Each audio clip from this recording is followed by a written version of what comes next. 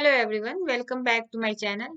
आज का video CTET paper 1 EVS से रिलेटेड है। तो ईवीएस वाले बच्चे जो सीटेट पेपर 1 दे रहे होंगे उनके लिए ये बहुत इंपॉर्टेंट है।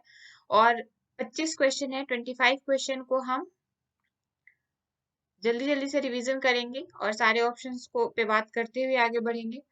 और ये बहुत कम समय बचा हुआ है पेपर के लिए, क्योंकि आपको पता है 28 अगस्त को ही पेपर है।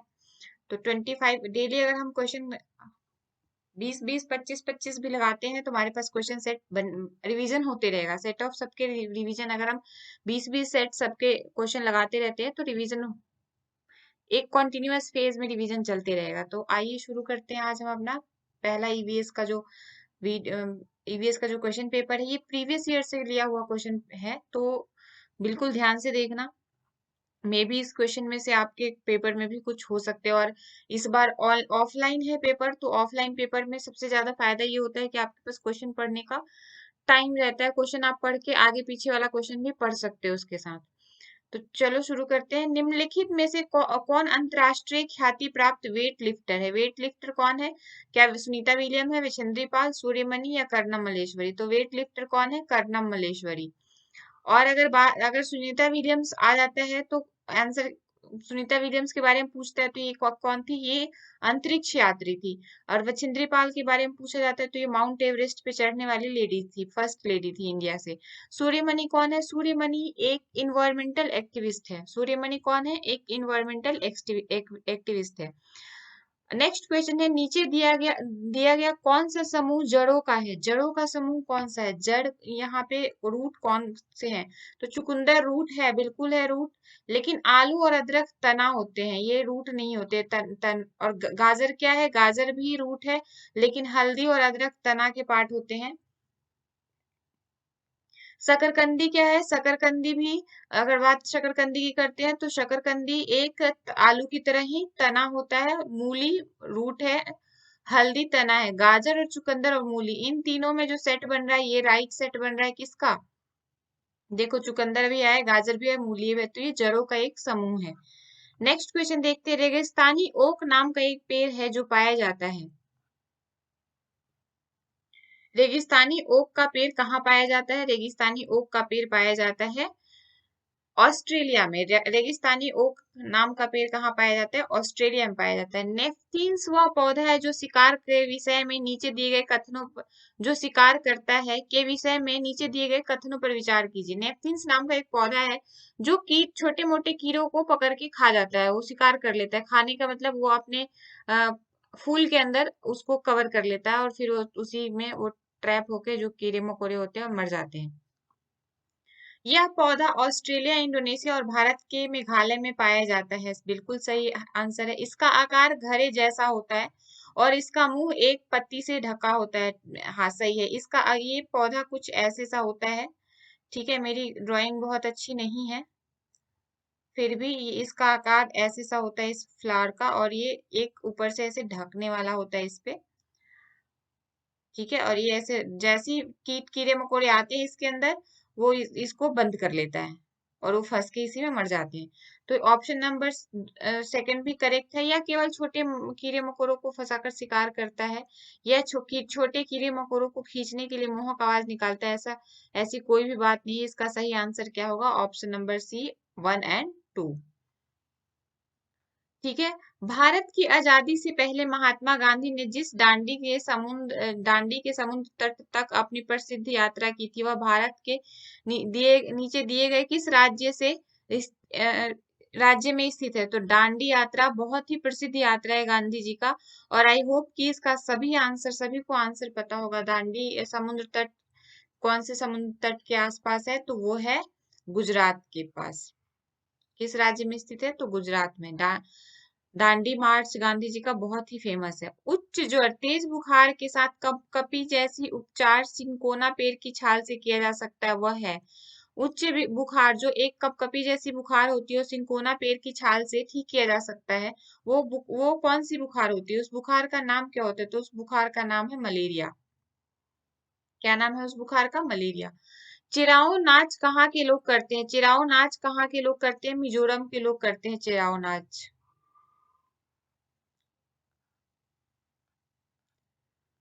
अच्छा, हर स्टेट के डांस के बारे में, डांस फॉर्म के बारे में आप पढ़ के जरूर जाना। जरूरी नहीं है चिराओ के बारे में पूछे, बिहू के बारे में पूछ सकता है, मोहिनीअट्टम के बारे में पूछ सकता है, कथक के बारे में पूछ सकता है, कथकली के बारे में पूछ सकता है। तो आप हर स्टेट का जो वहाँ का पारंपरिक डांस फॉर्म है उसको पढ़ के जाना। तमिलनाडु के निकटवर्ती राज्य है, तमिलनाडु के निकटवर्ती राज्य कौन कौन से हैं? आप एक बार तमिलनाडु का, एक बार इंडिया का मैप अपने माइंड में छप छप लेना, क्योंकि हर एग्जाम के लिए वो होता है तमिलनाडु। और उसके हिसाब से, यहाँ तमिलनाडु पूछा होगा, अगर बिहार का पूछ दे, यूपी का पूछ दे, कहीं का भी पूछ सकता है। तमिलनाडु का क्या है? आंध्र प्रदेश, केरल और कर्नाटक इसके निकटवर्ती राज्य हैं।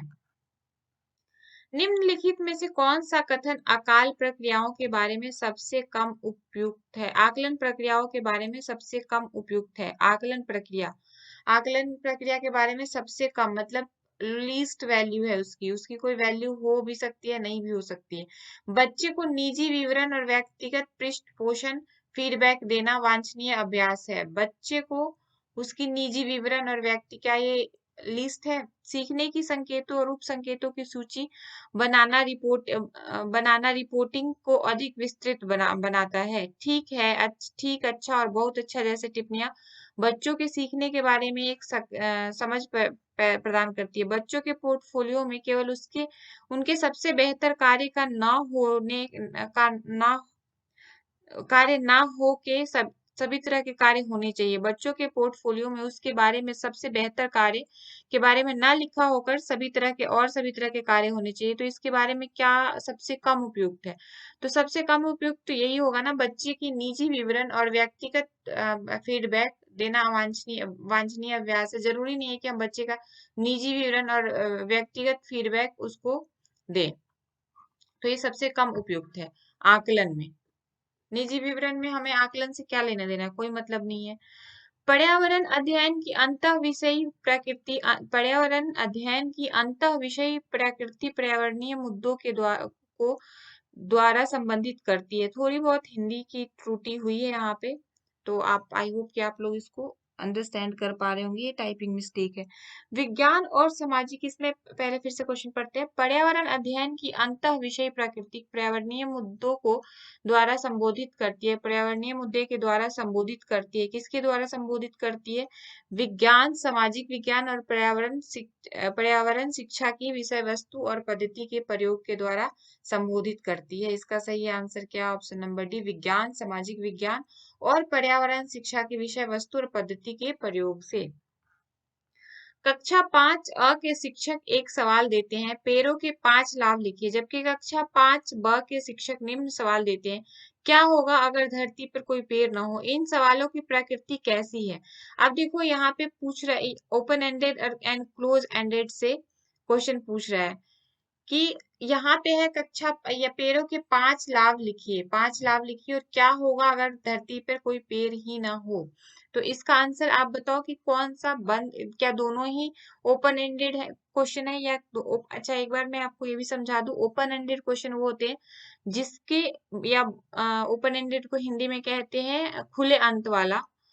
खुले अंत वाला या मुक्त अंत वाला आंसर वो होता है जिसके कुछ भी आंसर हो सकते हैं, जो अपने मन से, अपनी इच्छा से कोई बच्चा कुछ भी आंसर कर सकता है।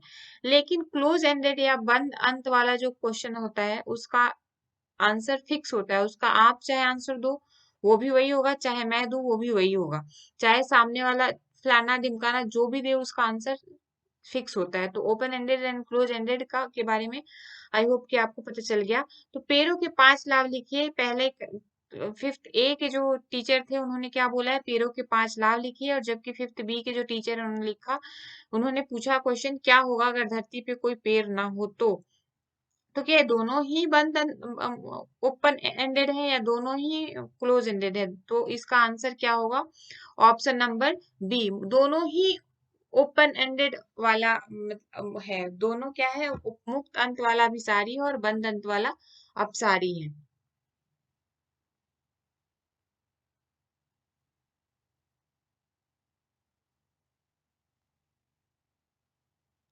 सॉरी, इसका आंसर आई होप बी नहीं होना चाहिए, मुक्त अंत वाला अभिसारी है। ये कैसे हो सकता है कि जो ए क्वेश्चन है वो जस्ट मिनट। हाँ, फिर से क्वेश्चन पढ़ते हैं। कक्षा अ के शिक्षक एक सवाल देते हैं, पेड़ों के 5 लाभ लिखिए, जबकि कक्षा ब के शिक्षक निम्न सवाल देते हैं, क्या होगा अगर धरती पे कोई पेड़ ना हो। तो यहाँ सीधा सीधा दिख रहा है कि पेड़ों के 5 लाभ लिखिए, तो ये क्या हो जाएगा, एक बंद अंत वाला क्वेश्चन हो जाएगा। और क्या होगा अगर धरती पे कोई पेड़ ना हो, ये मुक्त अंत वाला हो जाएगा। तो इसका आंसर बी तो बिल्कुल नहीं होगा, इसका आंसर होना चाहिए डी, कि ए जो है वो बंद अंत वाला और अपसारी है, और बी जो है मुक्त अंत वाला अभिसारी। अपसारी का मतलब होता है एक ही चीज पे सोचना, एक बिंदु पे सोचना, और एक बिंदु पे सोचना। और मुक्त अभिसारी का मतलब होता है एक चीज के को बहुत तरीकों से सोचना। डाइवर्जेंट थिंकिंग और कन्वर्जेंट थिंकिंग, ये डाइवर्जेंट थिंकिंग है और ये कन्वर्जेंट थिंकिंग हो जाता है। ठीक है, तो इसका आंसर ऑप्शन नंबर डी होगा, ऑप्शन नंबर बी नहीं होगा। ऑप्शन नंबर डी इसका करेक्ट आंसर होगा। कांच की जार तथा बोतलों को उनमें अचार भरने से पूर्व सूर्य की धूप में अच्छी तरह सुखाया जाता है, ऐसा क्यों किया जाता है। कांच, क्योंकि अब आप सोचो कि जार को हम सूर्य की तेज धूप में क्यों सुखाते हैं, उसमें तापमान, उसके उनके तापमान में वृद्धि करने के लिए, उनमें से धूल हटाने के लिए, नमी को पूर्णतः हटाने के लिए, अचार को स्वादिष्ट बनाने के लिए। तो ऑप्शन नंबर सी इसका करेक्ट आंसर होगा, नमी को पूर्णतः हटाने के लिए। रेनू की दादी उसे एक सूखा कुआं दिखाते हुए बताती है कि 15-20 वर्ष पहले कुएं में पानी था, लेकिन अब यह पूर्णतः सूख गया है। कुएं में पानी सूखने के क्या कारण हो सकते हैं। कुएं में पानी, पेड़ों कुएं तथा उनके आसपास के स्थान की मिट्टी को अब सीमेंट से ढक दिया गया है। इसके आसपास के इलाके में बहुत सारे बोरिंग पंप लग गए हैं। प्रत्येक व्यक्ति घर में अब नल होने के कारण कोई कुएं का प्रयोग नहीं कर सकता। आप बताओ, आपके हिसाब से इसके आसपास, मतलब आपके हिसाब से क्या इसका आंसर होना चाहिए। क्या इसके आसपास बहुत सारे बोरिंग पंप लगने से जो धरती का पानी का लेवल है वो कम हो गया होगा। ऑब्वियस सी बात है। और और पेड़ों कुएं तथा उनके आसपास के स्थान की मिट्टी को अब सीमेंट से ढक दिया गया है। तो इससे क्या होता है कि वर्षा का पानी भी उसके अंदर नहीं जाता है। वर्षा का पानी जब मिट्टी के अंदर, जब बारिश का पानी मिट्टी के अंदर जब जाता है, तभी तो जो धरती का जो पानी होता है वो उसकी लेवल ऊपर तक आता है। तो इसमें पहले में क्या कह रहा है, पेड़ों तथा कुएं उनके आसपास के स्थानों को स्थान की मिट्टी को अब सीमेंट से ढक दिया गया। तो अब सीमेंट से ढक दिया गया तो बारिश का पानी इसके अंदर तो जाएगा ही नहीं ना, वो तो इधर उधर चला जाएगा। आसपास के इलाकों में बहुत सारी बोरिंग पंप लग गई है, बोरिंग पंप लग, ये मिट्टी ये अंदर तक चला गया।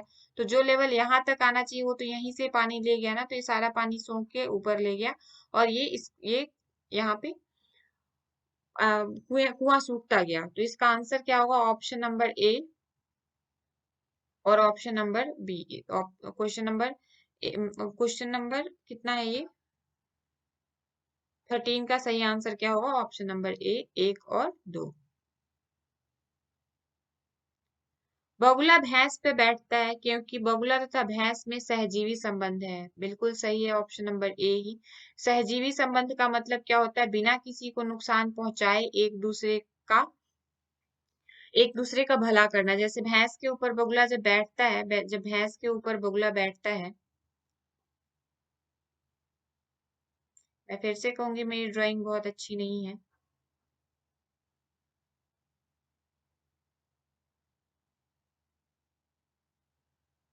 जब भैंस के ऊपर बगुला बैठता है तो ये इससे लाइस निकाल के खाता है, इनके इनके ऊपर जो परजीवी होते हैं, परपोषी होते हैं, उनको निकाल निकाल के खाता है। तो इसका भी पालन होता है, और इसके इसके अपने भी बॉडी से इंसेक्ट निकल जाते हैं। सॉरी। तो ये क्या है, एक सहजीवी संबंध बनाता है। जो इंसेक्ट इस पे बैठे हुए होते हैं वो परजीवी संबंध बनाए होते हैं भैंस के साथ, इसी से खून चूस के और वो खा रहे होते हैं, वो अपना भरण पोषण कर रहे होते हैं। ठीक है, इसको इरेज कर दो भाई, क्योंकि बहुत अच्छा ड्राइंग नहीं है। ठीक है।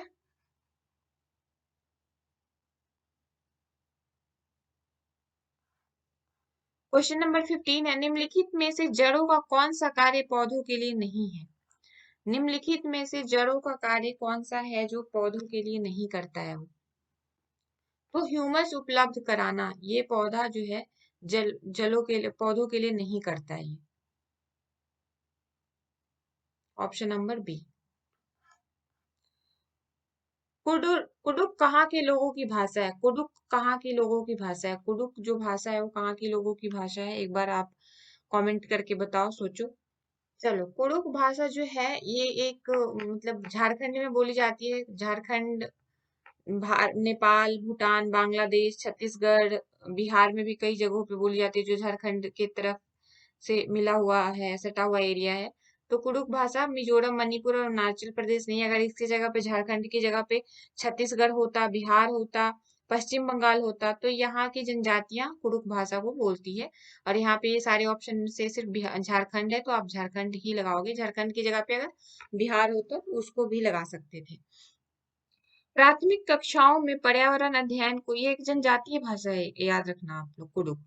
प्राथमिक भाषा कक्षाओं में पर्यावरण अध्ययन को सिखाने सीखने में कहानियां एक महत्वपूर्ण पहलू है। पर्यावरण अध्ययन की कक्षा कक्ष में कहानी सुनाने के लिए निम्नलिखित में से कौन सा सबसे कम उपयुक्त कारण है? देखो, बच्चों की जो बच्चों की जो इमेजिनेशन पावर होती है ना, वो बहुत ही ज्यादा हाई लेवल पे होती है बचपन में।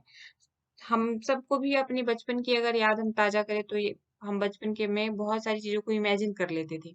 अभी तो इमेजिन करते, तो अभी हमें पता है कि ये इमेजिनेशन काम नहीं करने वाला है जब तक, क्योंकि हम धरातल मतलब हम अब बिल्कुल एक एब्स्ट्रैक्ट थिंकिंग पे चलने लगे हैं। वो तब कॉन्क्रीट थिंकिंग पे होते हैं बच्चे ज्यादातर, तो एब्स्ट्रैक्ट थिंकिंग को वो इमेजिनेशन में ही देख रहे होते हैं। तो इसमें कह रहा है कि प्राथमिक कक्षाओं यानी कि 1 से 5 तक के बच्चे जो होते हैं, उनमें अगर पर्यावरण अध्ययन को पढ़ाते हैं तो सबसे ज्यादा हम कहानियों का प्रयोग करते हैं। तो इसमें कहानियों को प्रयोग करने में निम्नलिखित में जो ऑप्शन है, क्यों कहानी सुनाती है, ये सबसे कम उपयुक्त क्यों है? सबसे ज्यादा उपयुक्त नहीं, सबसे कम। कहानियों में व्यक्तियों के अनुभव शामिल होते हैं। कहानियों में अनेक विषय क्षेत्रों को छूती है। कहानी कक्षा प्रबंधन में सहायता करती है और कहानियां पर्यावरण अध्ययन अवधारणा से जोड़ने में के लिए संदर्भ उपलब्ध कराती है। कहानियां पर्यावरण अध्ययन अवधारणा से संबंध जोड़ने के लिए संदर्भ उपलब्ध कराती है। तो बच्चों को कहानी हम क्यों सुनाते हैं? आप बताओ, इसका सही आंसर क्या होगा? क्वेश्चन एक बार फिर से पढ़ो और सही आंसर दो। तो आई होप कि अब आप लोग इसको आंसर समझ पाए होंगे कि क्या है इसका सही आंसर। इसका सही आंसर होगा ऑप्शन नंबर डी, क्योंकि सारे तो हम 5th क्लास तक के बच्चों को कह रहे हैं सबसे कम उपयुक्त। उपयुक्त तो वो भी है, ऐसा नहीं है वो उपयुक्त नहीं है, लेकिन उस कम उपयुक्त है। क्या कम उपयुक्त है? कि कहानियां पर्यावरण अध्ययन अवधारणा से संबंध जोड़ने के लिए संदर्भ उपलब्ध कराती है। सबसे कम उपयोगी है। जो व्यक्ति जंगल में कम से कम 25 वर्षों से रह रहे हैं, उनका उस जंगल भूमि पर उसमें पैदा होने वाली वस्तुओं पर अधिकार है। यह जनादेश किसके द्वारा दिया गया था? तो ये डायरेक्ट क्वेश्चन है, इसका आंसर होगा ऑप्शन नंबर डी। इसका जंगल अधिकार अधिनियम 2007 के तहत दिया गया था कि जो लोग जंगल में 25 वर्षों से रह रहे हैं, उनकी भूमि पे काम कर रहे हैं, तो वो उन्हीं उन्हीं का हो गया, या उस पे उन्हीं का अधिकार है। तो ये कौन से अधिनियम के तहत आया था? तो जंगल अधिकार अधिनियम 2007 के अंतर्गत आया था। निम्नलिखित में से मच्छरों द्वारा फैलने वाला रोगों का समुच्चय कौन सा है? मच्छरों द्वारा कौन सा रोग फैलता है? कौन कौन सा रोग फैलता है? तो डेंगू किससे फैलता है? मच्छर से ही फैलता है। मलेरिया किससे फैलता है? मच्छर से ही फैलता है। चिकनगुनिया भी मच्छर से ही फैलता है। इसमें देखो, हैजा मच्छर से नहीं फैलता है, ठीक है। HIV एड्स मच्छर से नहीं फैलने वाला है। तो सारे में ऑप्शन आपको अलग दिख जाएंगे। डेंगू, मलेरिया, चिकनगुनिया ये मच्छर से फैलने वाले बीमारी हैं। पशुओं की त्वचा पर विविध पैटर्न डिजाइन बनते हैं। ये क्यों बनते हैं? उनकी त्वचा के बालों के कारण बनते हैं। जैसे जेब्रा का आपने देखा है ना, ऐसे धारीदार बनते रहते हैं। तो ये उनके स्किन का कलर नहीं है। अगर उनके उनके ये ऊपर वाली परत को हटा देना तो सारे उबले हुए अंडे ही लगेंगे, एक जैसे ही लगेंगे। तो ये क्या है, क्यों बनता है? उनके बालों के कारण उनके अलग अलग पैटर्न बनते हैं। अगर आप किसी भी पशु के बाल को हटा दो तो सारे एक जैसे ही लगेंगे। निम्नलिखित में से कौन से राज्य जम्मू और कश्मीर की पड़ोसी राज्य है? जम्मू और कश्मीर की पड़ोसी राज्य क्या राजस्थान है? क्या झारखंड है? उत्तराखंड है? कौन सा है बताओ? तो हिमाचल प्रदेश और पंजाब जो है जम्मू और कश्मीर के पड़ोसी राज्य हैं। निम्नलिखित में से कौन सा पक्षी कैक्टस पौधे कांटों के बीच में अपना घोंसला बनाता है? बहुत इंपॉर्टेंट क्वेश्चन है। फक्ता जो होता है, फक्ता, वो कैक्टस के पौधों के बीच में अपना घोंसला बनाता है। किसी पशु के विषय में नीचे दिए गए विवरण को पढ़िए और उस पशु को पहचानिए। यह भालू जैसा दिखता है परंतु भालू नहीं है।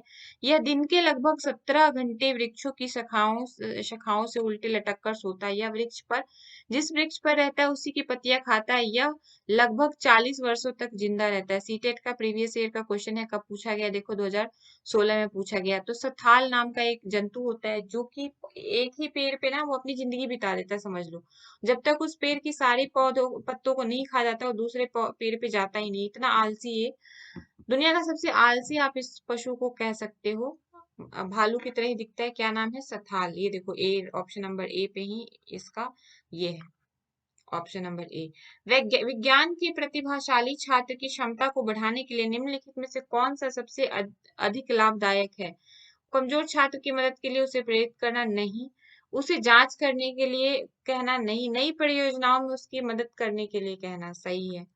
उसे स्व अध्ययन के लिए निर्देश देना नहीं, नई परियोजना, न्यू न्यू प्रोजेक्ट में उसकी मदद करने के लिए मदद करना, ये उसके खोज परक बुद्धि को आगे बढ़ाएगा। निम्नलिखित में से कौन सा कथन प्राथमिक स्तर पर ईवीएस पढ़ाने का उद्देश्य नहीं है? प्राकृतिक और सामाजिक पर्यावरण के बारे में जिज्ञासा जगाना, संज्ञा। प्राथमिक स्तर पे आप पढ़ रहे हो तो ध्यान रहे, प्राथमिक स्तर पे क्या ईवीएस के लिए जरूरी नहीं है। संज्ञानात्मक और मनोगतिक कौशल के विकास की ओर ले जाने की अन्वेषी व्यवहारिक गतिविधियों को संलग्न करना और मूल्यांकन के लिए शब्दों और परिभाषाओं के साथ शिक्षार्थियों का नेतृत्व करना, जीवन और पर्यावरण की चिंता के मूल्यों को आत्मसात करना। तो देखो, प्राकृतिक और सामाजिक पर्यावरण के बारे में बच्चों में जिज्ञासा तो जगाना है ही, क्योंकि यही मूल उद्देश्य होता है बच्चों को ईवीएस पढ़ाने में। संज्ञानात्मक यानी कॉग्निटिव और मनोगतिक यानी कि साइकोमोटर कौशल के विकास की ओर ले जाना, ये भी है कि उनके कॉग्निटिव संज्ञान को जगाना है। मूल्यांकन के लिए शब्दों और परिभाषा, उनको ये नहीं कहेंगे कि वो आप परिभाषा लिखो किसी भी चीज की। पर्यावरण क्या है, हमारे धरती के चारों तरफ के आवरण को पर्यावरण कहते हैं, ऐसा कुछ लिखने के लिए हम उनको नहीं कह रहे। तो ये उद्देश्य एक नहीं है। ऑप्शन नंबर सी इसका सही आंसर होगा। आई होप कि आपको ये 25 क्वेश्चन आपके लिए, आपके सीटेट के लिए बहुत यूजफुल हो। ऐसे ही हम अपनी नेक्स्ट क्वेश्चन आंसर के सीरीज में मिलते हैं। तब तक आप प्रैक्टिस करते रहिए, खुश रहिए, मस्त रहिए। Bye bye, thank you.